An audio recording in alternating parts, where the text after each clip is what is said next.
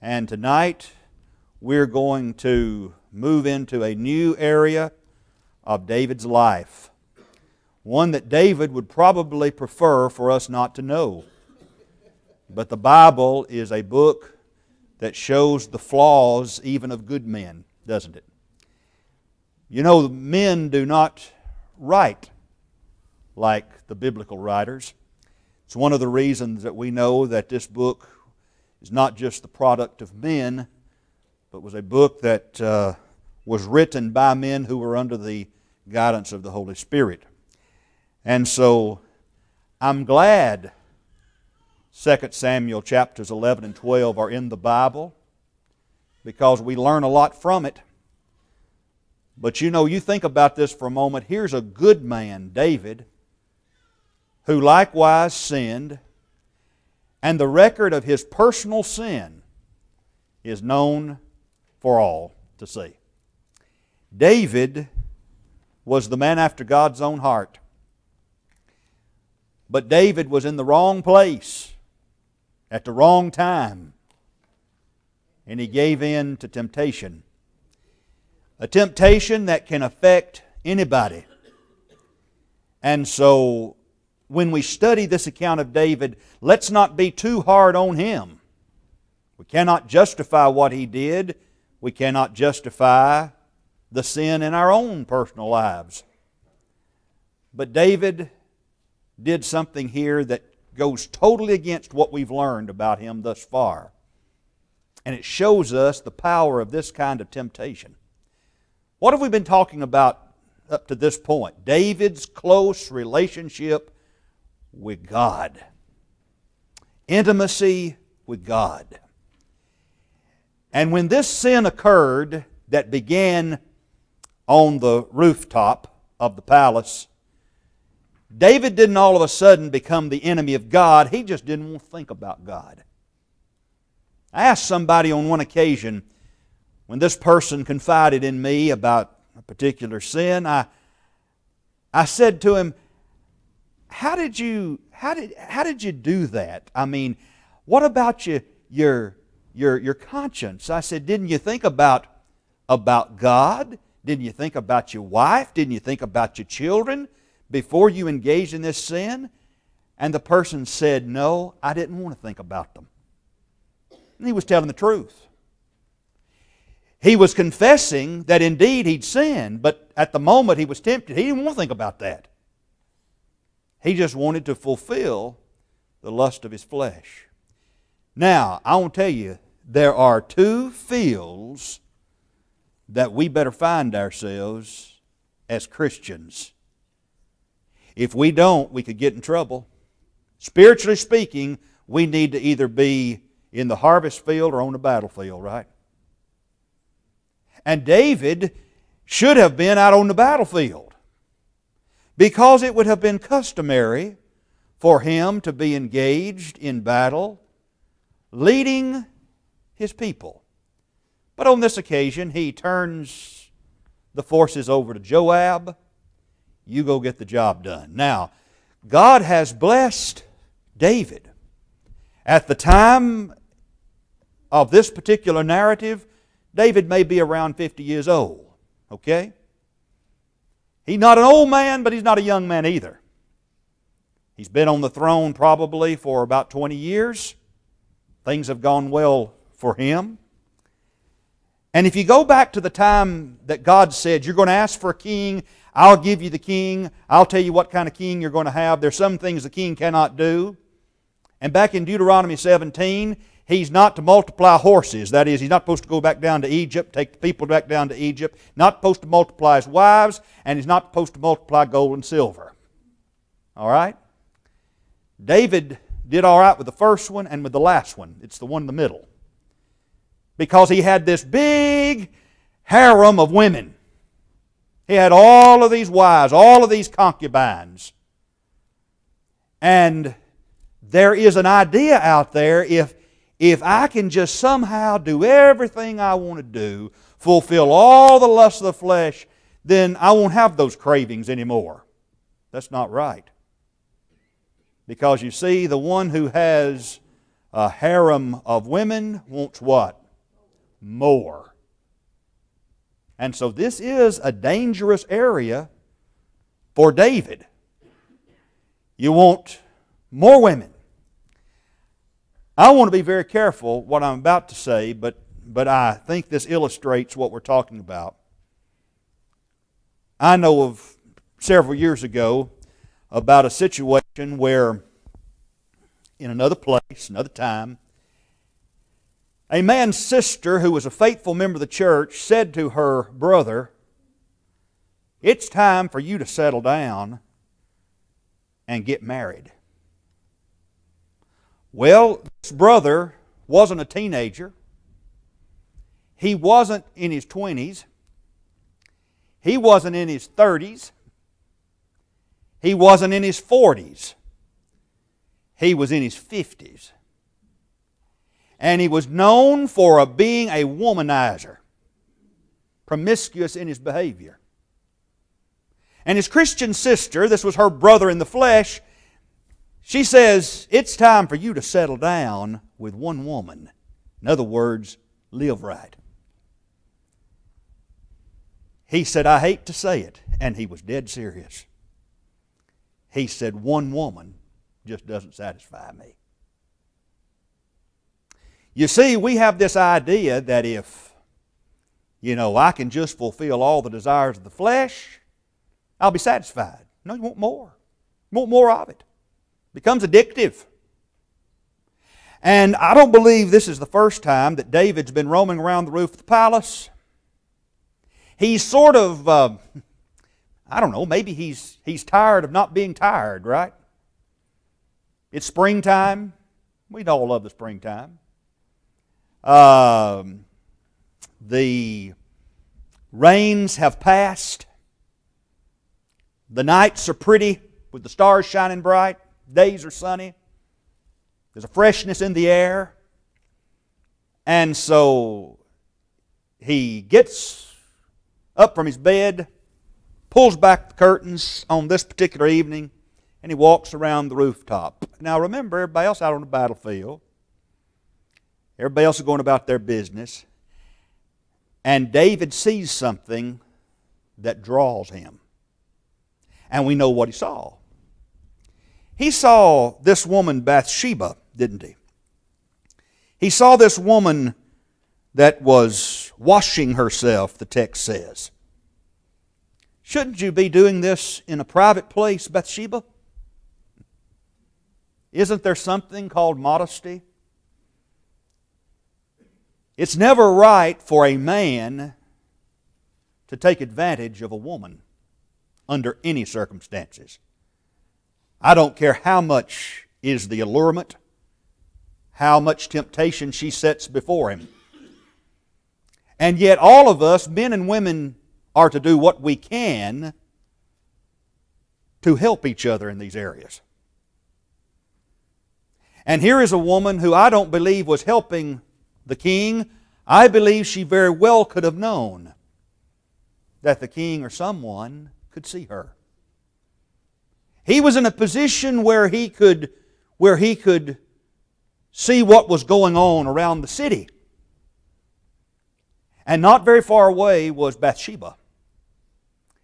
And she was washing herself, the text says. And notice the text, verse 2. The woman was very beautiful to look upon. Does God recognize physical beauty? Does He know what it is? Of course He does. And by the way, there is nothing wrong with physical beauty. That is not what determines the worth of an individual. But here is a woman the Scriptures teach was very beautiful. What do we learn about Joseph, for example? He was a very handsome man. All right? Here is a very beautiful woman. We shouldn't be amazed that we would read something like this in the Scriptures. Do you think Eve, the mother of all living, was a beautiful creature? Or do you think God made an ugly woman? She was beautiful.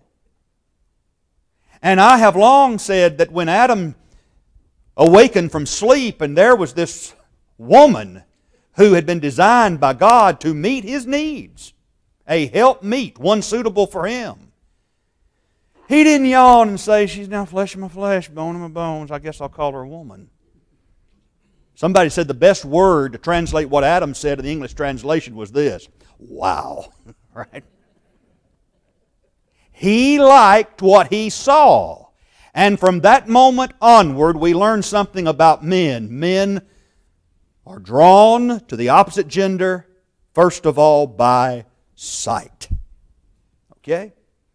Whereas David, he's up on the rooftop and he does not know this woman, but he sees her. He sees her. And so this is not a promiscuous man. This is not a rebellious man. It's just what? A man.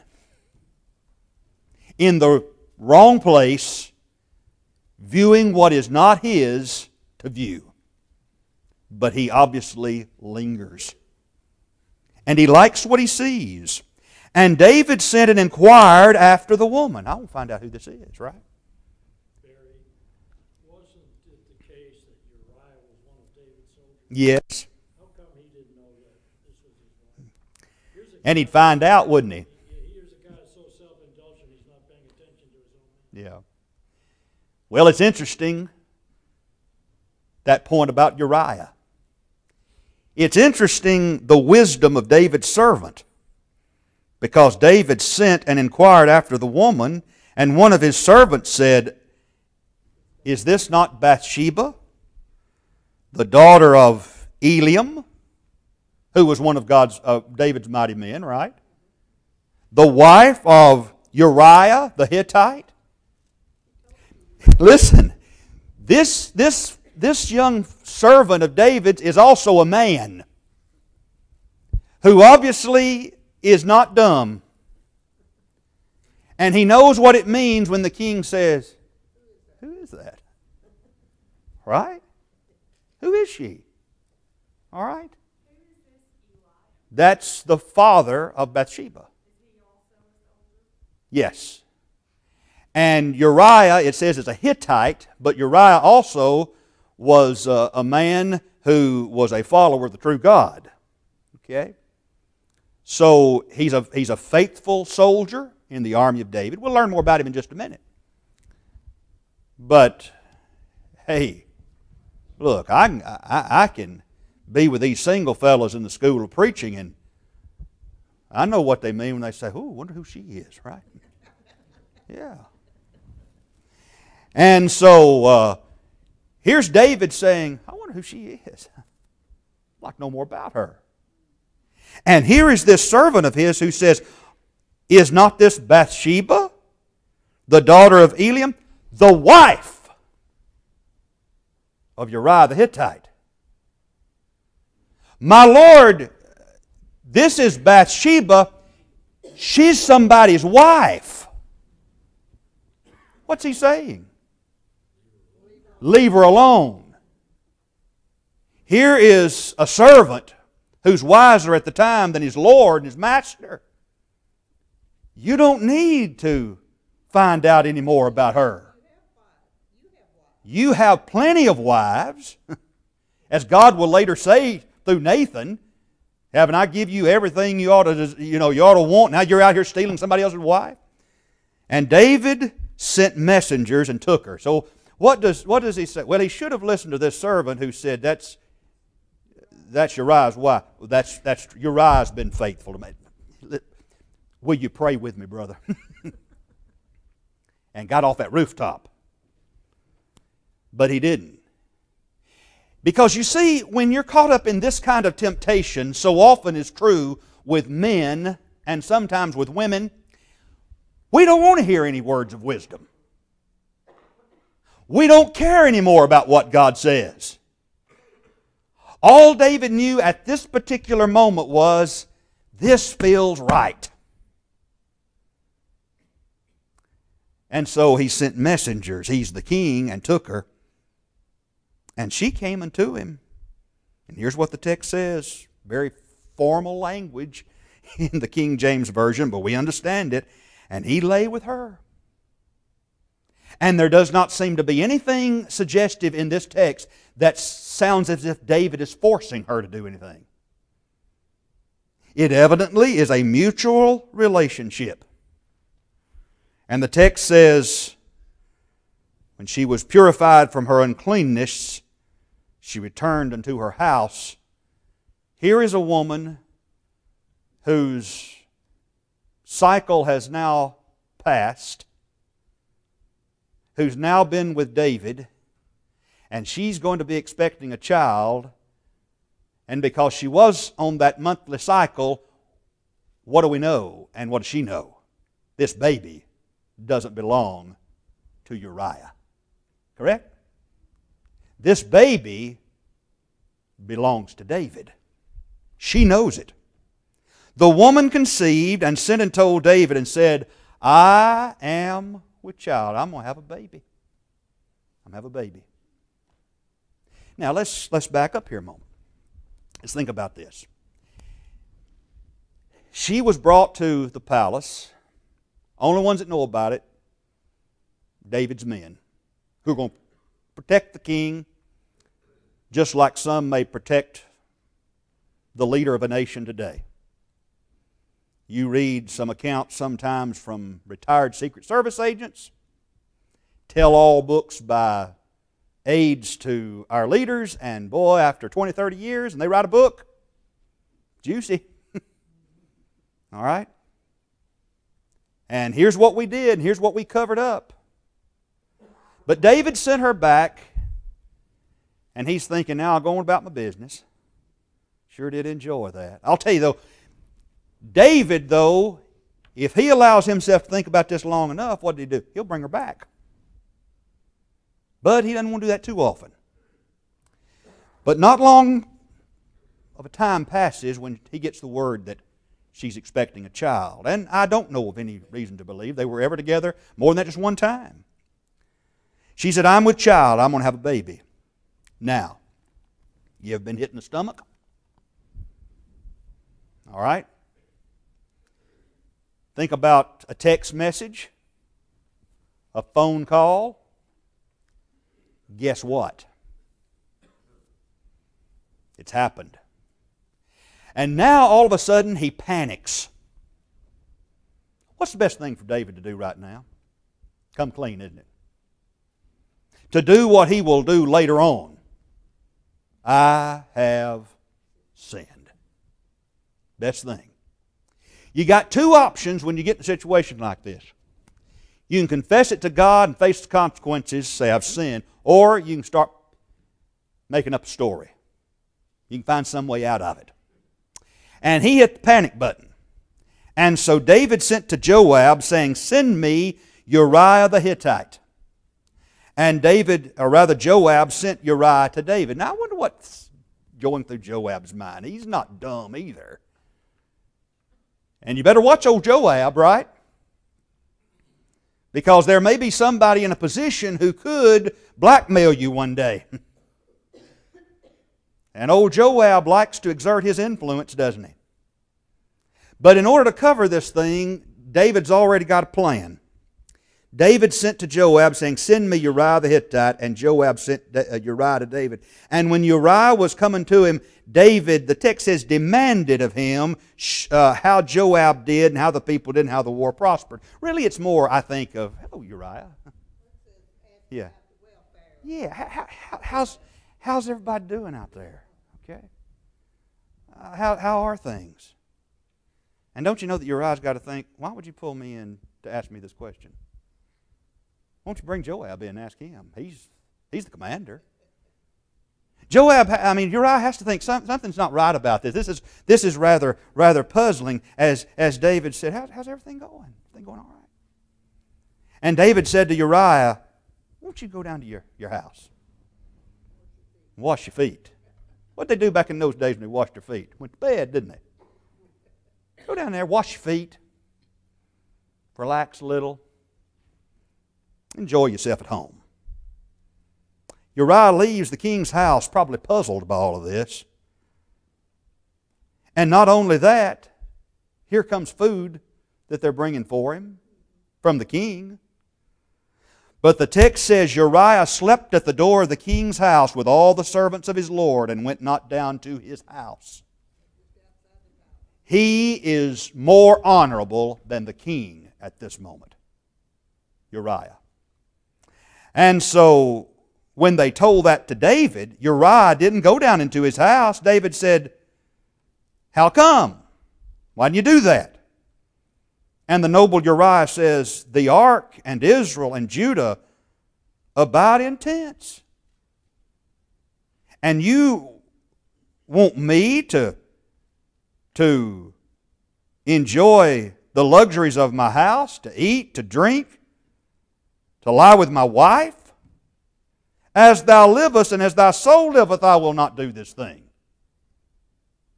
He said, that's just not right. That's not who I am. And so David said to Uriah, tarry here today also, and tomorrow I will let you depart. What's David got to do? Plan B. Okay? Plan A failed because Uriah was more noble than he. Now David's got to be thinking, if I just send him into his wife, then all this thing will be cleared up. I'm okay. But see, he can't really control what Uriah does. So, here we go now to plan B. In verse 13, when David had called him, he did eat and drink before him, and he made him drunk. I'll get him drunk. And at even he went out to lie on his bed with the servants of his Lord, but he didn't go down to his house. He still wouldn't do it. And so that didn't work. Now comes plan C. And this is where we cannot fathom that this is David. David's plan A and plan B have failed. And so it came to pass in the morning that David wrote a letter to Joab and sent it by the hand of Uriah. Think about that just for a moment. What's in the letter? Put Uriah out there in the front of the battle.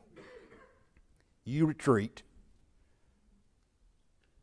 so that what will happen? Uriah will die. And so, it is. This is David we're talking about. But it goes to show the length people will go to cover what? This type of sin. And so, he wrote in the letter, set ye Uriah in the forefront of the hottest battle, retire ye from him, that is retreat, as June said, that he may be smitten and die. All right, who got the letter? Commander Joab. Here's a letter from the king, and he doesn't know he's carrying his own death warrant. Here's a letter from the king. Okay, thank you, Uriah. And Joab looks, and Joab's got to think, all right. The king called Uriah to come home.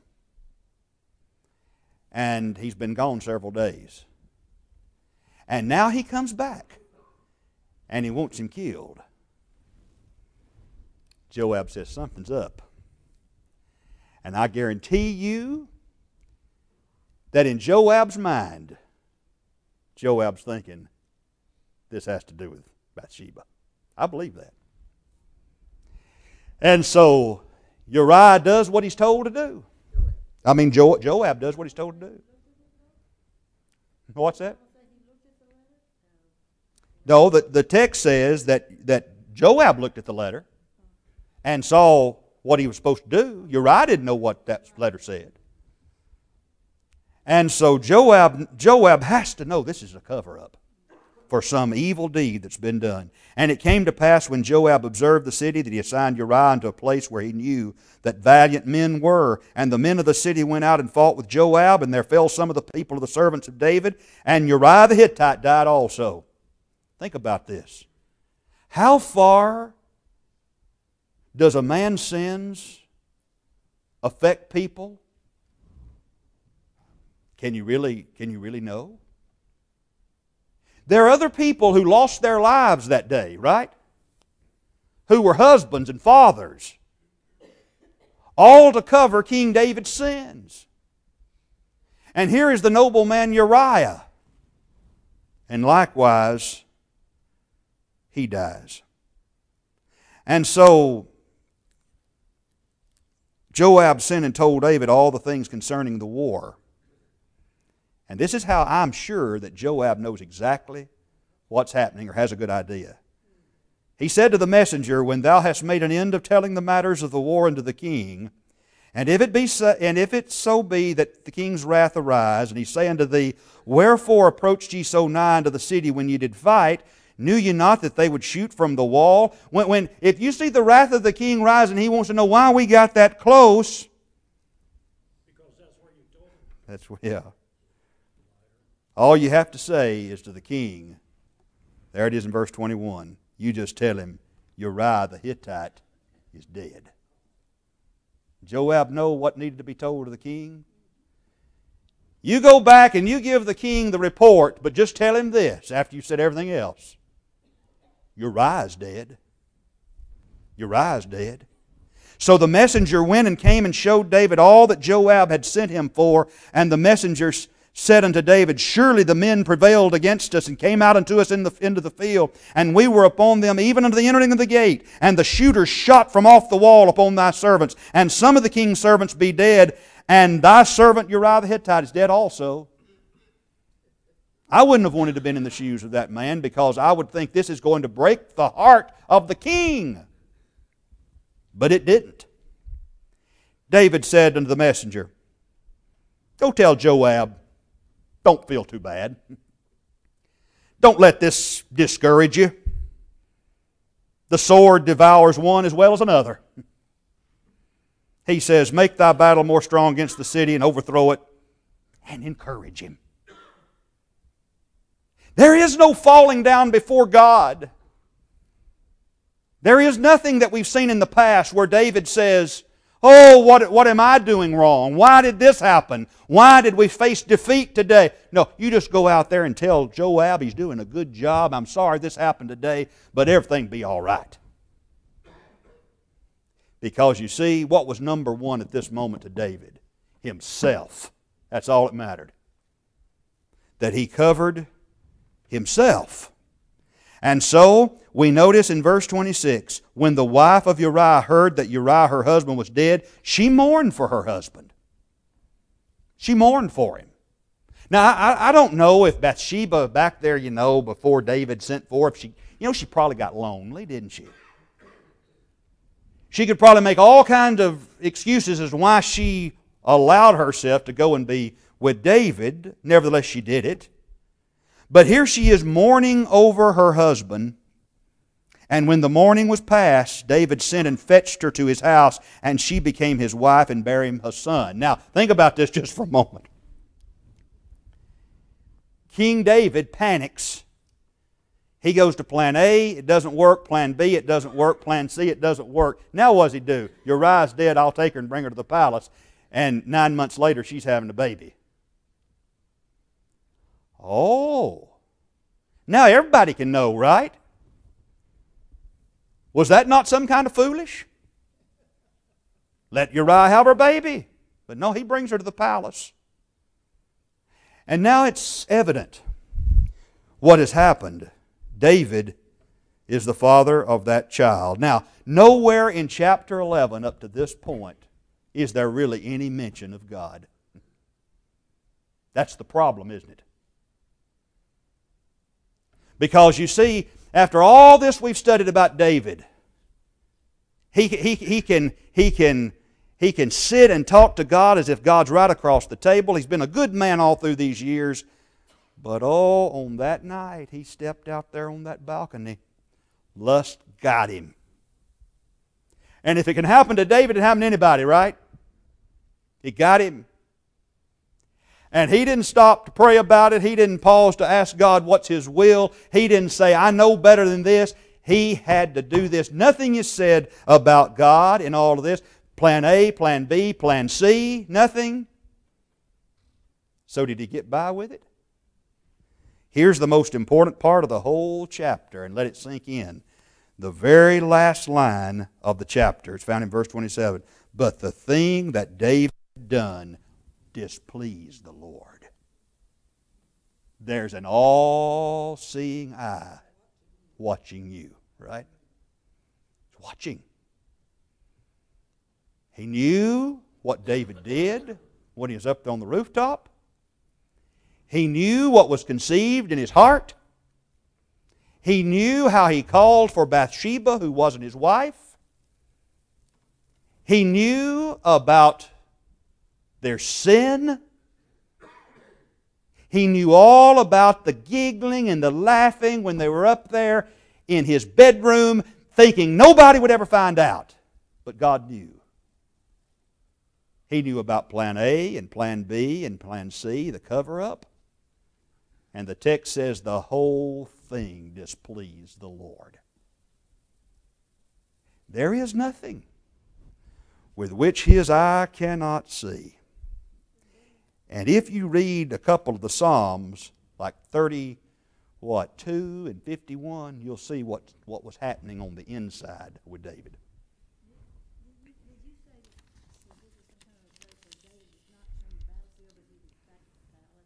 Mm-hmm. I did. Mm-hmm. Yeah. Yeah, they're out on the battlefield. But here he is at the palace. And he got in trouble because he's there at the house, wasn't doing anything. All right?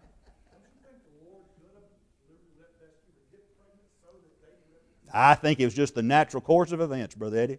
That's just what happens when you go down that road. That's just what happens. Now we're going to see that that God's hand is going to be in this.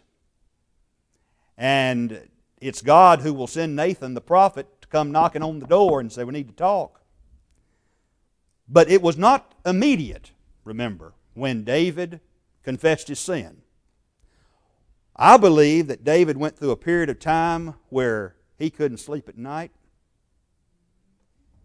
He cried his eyes out. Yeah. And I guess that's a good thing. You ever sinned against God to the point you cried your eyes out? Yes. I hope you have. Where you thought about your actions and you just cried your eyes out. What have I done? And David is restless, but the one thing he will not do is repent. Not yet. And so he knows he's done wrong. He's just living with it. And this is all going to come back to haunt him, because even though he will receive forgiveness, the consequences of sin can linger for years. And I'll tell you what else. There's going to be more sordid action on the rooftop of that palace, right? In his face with Absalom and David's wives and his women. Absalom takes them. Isn't that interesting that the text will later on say that's where Absalom, quote, had his fun? Right there in his daddy's face. Well, sometimes what you need is to be awakened. Okay? You need to be awakened. There's a movie out a long time ago. And it came out back in the 80s, and it starred Cher. I'm not a big fan of Cher's personal life, but she's a pretty good actress, you know, depending on the movie. And this was called Moonstruck. Remember Moonstruck coming out? And so somebody in that movie, I remember, was just, a man was just talking out of his head and speaking wild and uncontrollable. And she hauled off and she just slapped that fella and she said, snap out of it, right? And sometimes, you know, God has to get our attention. And sometimes He uses other people. Snap out of it. David needs somebody like that, and he comes to him, and his name is Nathan, the prophet. And Nathan handles this thing in a wonderful way. I want to tell you something, King David. There were two men in one city. One was rich, the other poor. The rich man had exceeding many flocks and herds, But the poor man had nothing save one little ewe lamb. He bought it and nourished it up, grew up together with him, and with his children. It did eat of his own meat, and drank of his own cup, and lay in his bosom, and was unto him as a daughter. And there came a traveler unto the rich man. He spared to take of his own flock and of his own herd to dress for the wayfaring man that was coming to him, but took the poor man's lamb, and dressed it for the man that was to come to him. And David's anger was greatly kindled against the man. Now Nathan brings this to David and says, what do you think about this, King David? You're the king. Can you believe this would happen? And David's anger was kindled against the man. He said to Nathan, as the Lord liveth, the man that hath done this thing shall surely what? Die. I can't believe, old David said, I can't believe somebody do something like that. You mean all that poor man had was just a little old ewe lamb? That's right. Other man had plenty of sheep? Yeah, plenty of sheep. Rich man had plenty of sheep. Well, I'll tell you what, that fellow ought to die. That's what ought to happen to him. Oh, how ugly the sins of others appear compared to our own, right? Oh, when it's somebody else, it's how terrible. You heard what they've done? Can you believe that? And David still is not addressing his own sin. You want to hear something worse, David? How about a man who has this palace full of women that he calls his wives, that the Lord's not held him accountable for that yet, but allows it to happen, and yet here's a man who goes out, who's the king, who has all these women, all these wives, and he goes and takes the wife, the one wife, the only wife of one poor man. Oh.